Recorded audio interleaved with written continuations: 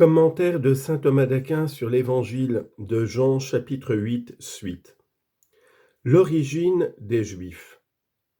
À partir d'ici, l'évangéliste traite de l'origine des Juifs.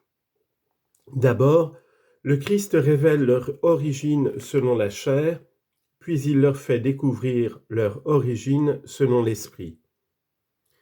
Il dit que leur origine selon la chair, c'est Abraham. Je sais, dit-il, que vous êtes fils d'Abraham, par l'origine de la chair seulement, et non en lui étant semblable par la foi. Comme le disait le prophète Isaïe, « Considérez Abraham votre père et Sarah qui vous a engendré ». Isaïe chapitre 51 verset 2. Il cherche ensuite à leur faire connaître leur origine spirituelle. D'abord il montre qu'ils en ont une, puis il rejette l'origine qu'ils invoquent. Enfin, il montre quelle est leur véritable origine. Pour montrer qu'ils ont une origine spirituelle, le Seigneur expose tout d'abord leurs fautes, puis il conclut à leur origine spirituelle. À propos de leurs fautes, il les accuse d'abord de la faute d'homicide, puis du crime de manque de foi. Enfin, il leur enlève toute possibilité de se justifier. Mais vous cherchez à me tuer. Le Seigneur leur montre donc que spirituellement ils sont issus d'une souche mauvaise, et c'est pourquoi il les blâme ouvertement de leurs péchés. Et passant sous silence tous les autres péchés, par lesquels les Juifs étaient entravés de multiples manières, il rappelle seulement celui qu'ils avaient constamment dans l'esprit, c'est-à-dire le péché d'homicide, parce que, comme il a été dit plus haut, ils voulaient le tuer. Et c'est pourquoi il dit « Mais vous cherchez à me tuer, ce qui est contre votre loi qui dit « Tu ne tueras pas ». Exode chapitre 20 verset 13. Et comme il est dit un peu plus loin, à partir de ce jour-là donc, il cherchait à le tuer.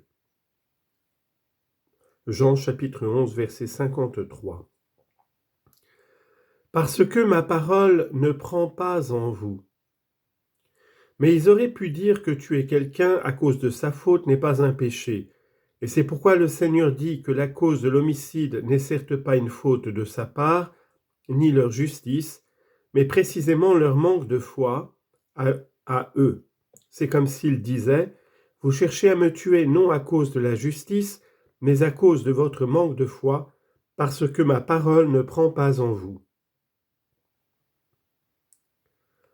Comme il est dit en saint Matthieu, « Tous ne reçoivent pas cette parole, mais ceux à qui cela a été donné. » Matthieu chapitre 19 verset 11. Si le Seigneur use de cette manière de parler, c'est d'abord pour montrer l'excellence de sa parole. Autrement dit, ma parole excède complètement votre capacité, car elle est de l'ordre des réalités spirituelles, alors que vous avez une intelligence attachée aux choses terrestres. Et c'est pourquoi elle ne pénètre pas en vous. Comme le dit saint Paul, l'homme naturel ne perçoit pas ce qui est de l'Esprit de Dieu. 1 Corinthiens chapitre 2 verset 14. Et encore, au livre du Siracide, bien des choses que l'on t'a montrées sont au-delà de l'esprit de l'homme. Chapitre 3 verset 25. Mais il use aussi de cette manière de parler à cause d'une certaine similitude. En effet, comme le dit saint Augustin, la parole de Dieu est pour les croyants comme l'hameçon pour le poisson. L'hameçon ne prend que s'il est saisi. Et c'est pourquoi il dit « Ma parole ne prend pas en vous », c'est-à-dire dans votre cœur, parce qu'elle n'est pas reçue par vous de la manière dont Pierre avait été saisi lorsqu'il disait « Seigneur, à qui irions-nous? Tu as les paroles de la vie éternelle. » Jean chapitre 6 verset 69. Cependant, elle ne cause pas de dommages à ceux qui sont saisis, car de fait elle les saisit pour leur salut, non pour leur ruine.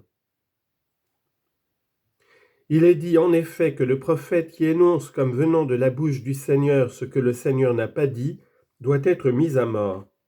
Deutéronome chapitre 18 verset 20. Aussi, pour que les Juifs ne disent pas qu'il doit être mis à mort du fait qu'il parlait de lui-même, et non de la bouche du Seigneur, il ajoute « Moi, ce que j'ai vu auprès de mon Père, je le dis ».